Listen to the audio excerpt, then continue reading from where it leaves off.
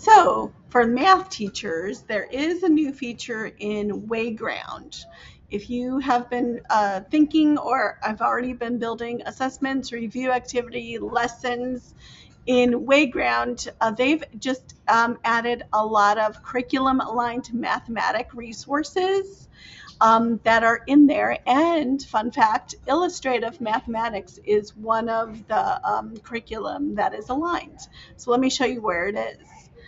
If you go to your homepage in Wayground, you'll where you could search for like already creative content. You could switch the topic here to mathematics and then pick a grade level. So if I'm on eighth grade, you could see all the curriculum aligned math resources. If you could also see all, and you'll see all the ones that are there. Illustrative mathematics is one of them, and then you would just go to the unit you're on right now. So if I'm on unit 3 and I'm representing proportional relationships, it will give me like this sets of types of assessments that are available, and so I could pick the one that I'm doing in class right now, and then it will already have like questions created for that.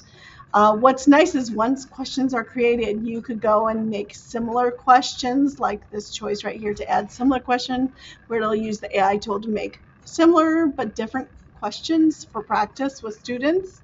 And you could also differentiate reading levels and all the kinds of good stuff and the type of questions.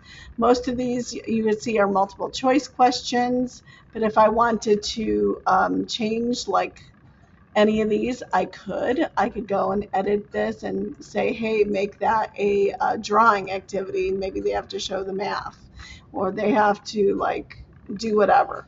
You could choose a different type of response here for these questions. And you're able to like copy and edit this so you can use this as a starting point and then adjust the questions to fit your specific classes. And from here, you can make worksheets, you could make practice activities, you can make homework, or assessments with that. So I just wanted to make sure everybody, the math teachers in particular, knew where that it was. It was the browse math and then look for curriculum aligned math resources.